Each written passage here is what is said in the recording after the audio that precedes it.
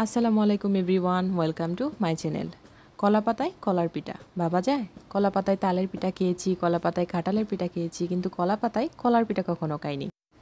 তাই তো আজকে তৈরি করে ফেললাম কলা পাতায় কলার পিঠা। অল্প উপকরণে ঝটপট তৈরি করে নেওয়া যায়, আর স্বাদে ঘ্রাণে একদম অতুলনীয়। আশা করছি আপনাদের কাছে ভালো লাগবে। এর জন্য প্রথমে নিয়ে নিয়েছি আমি 2টা পাকা কলা, দিয়ে দিয়েছি হাফ কাপ চিনি। চিনিটা আপনারা আপনাদের স্বাদ অনুযায়ী ব্যবহার করতে পারেন। এখন অল্প একটু লবণ দিয়ে চিনিটা গলে যাওয়া পর্যন্ত কলাটাকে আমি এভাবেই মাখতে থাকবো।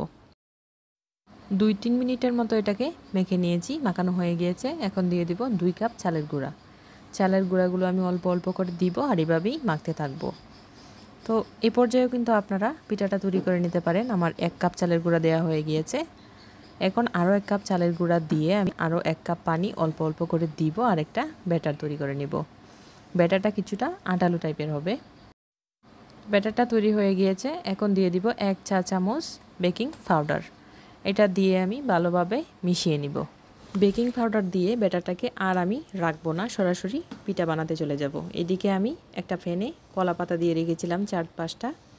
এখন পিঠার ব্যাটারটা আমি দিয়ে দিব। ব্যাটারটাকে এভাবে হাতের সাহায্যে আমি ছড়িয়ে দিব। তো ব্যাটারটা দেয়া হয়ে গিয়েছে। এখন আমি উপরে আরও 4 থেকে 5 টুকরা কলা পাতা আমি দিয়ে দিব। যাদের হাতের কাছে কলা পাতা নাই তারা কিন্তু এটা ফয়েল পেপার দিয়েও করতে পারেন, এমনকি এমনিতে শুধু ফ্রাই প্যানেও কিন্তু এই পিঠাটা তৈরি করতে পারেন। তবে কলা পাতায় করলে একটা দারুণ একটা ঘ্রাণ আসে। তো এখন আমি এটাকে ঢাকনা দিয়ে ডেকে একটা সাইড 10 মিনিট রান্না করে নেব। তো 10 মিনিট পর একটা সাইড আমি উল্টিয়ে দিচ্ছি। খুব সাবধানে উল্টাতে হবে, পিঠাটা কিন্তু অনেক গরম। এভাবে উল্টিয়ে আমি আবারও ঢাকনা দিয়ে ডেকে অপর সাইডটাও আমি 10 মিনিট রান্না করে নেব। তো পুরোপুরি আমার সময় লেগেছে 20 মিনিট।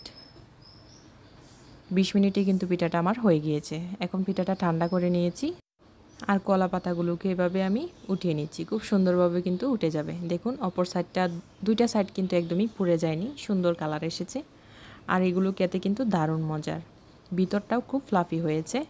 তো এই ছিল আমার আজকের রেসিপি যদি ভালো লেগে থাকে তাহলে অবশ্যই বাসায় ট্রাই করবেন আর আমার চ্যানেলটাকে সাবস্ক্রাইব করবেন। আর যারা ফেসবুক থেকে দেখছেন তারা অবশ্যই পেজটাকে ফলো দিয়ে রাখবেন। সবাই ভালো থাকবেন। আল্লাহ হাফেজ।